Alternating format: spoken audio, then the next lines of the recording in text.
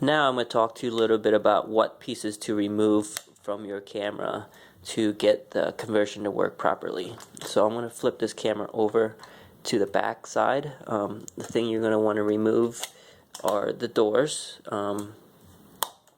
For me, I took this entire door piece off because it was super easy to do. You have a hinge here that you can remove by putting a piece of nail at the top, pushing that metal piece down and then pulling it out from the bottom here. I've seen people actually just cut this section off so that when they put the Polaroid back on, it would be right flushed up against the Polaroid back. But I wanted to make it easy for myself, so all I did was just remove this section here. The other piece that you have to remove is the inside door, and you just have to do the same thing. Put a piece of nail and tap this little thread out, and it'll just pull right out. Other thing you have to do is remove this plastic piece that holds the old roll paper.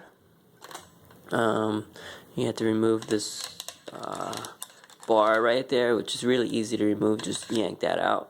The plastic piece, there's actually 2 screws right there that you can take out. The hardest thing to remove is this section right here. This block is something you have to cut out.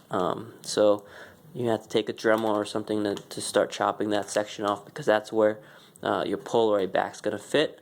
Once you have that cut off, you want to remove this inside black plate.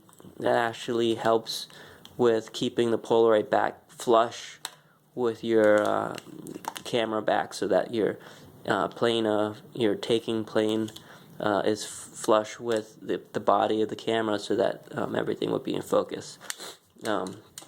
If you really just want to finish the job, the quickest thing to do is chop this entire section off.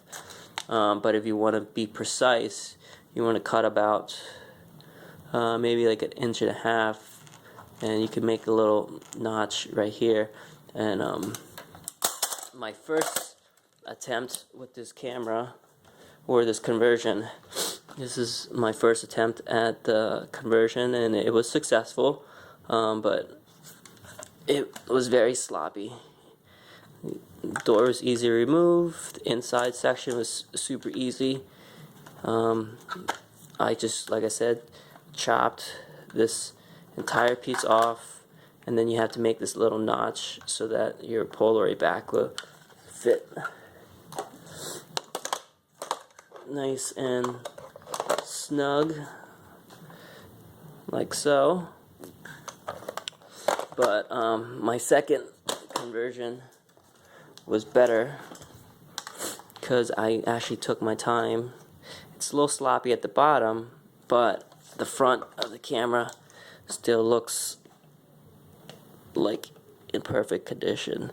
And you see how I kept that piece there, and the other one I did not do a good job because I was sloppy and I just wanted to convert the camera, and very easy thing to do, but if you take your time, it will look a lot better. Oh, the very last tip is make sure you tape everything up. You can see I didn't do a good job taping up my viewfinder, and some of the dust from the cutting actually went in there. So make sure you tape up everything pretty carefully before you start cutting. But everything looks great. Love my camera. If you have any questions, feel free to shoot me an email, ole@PhotOle.com.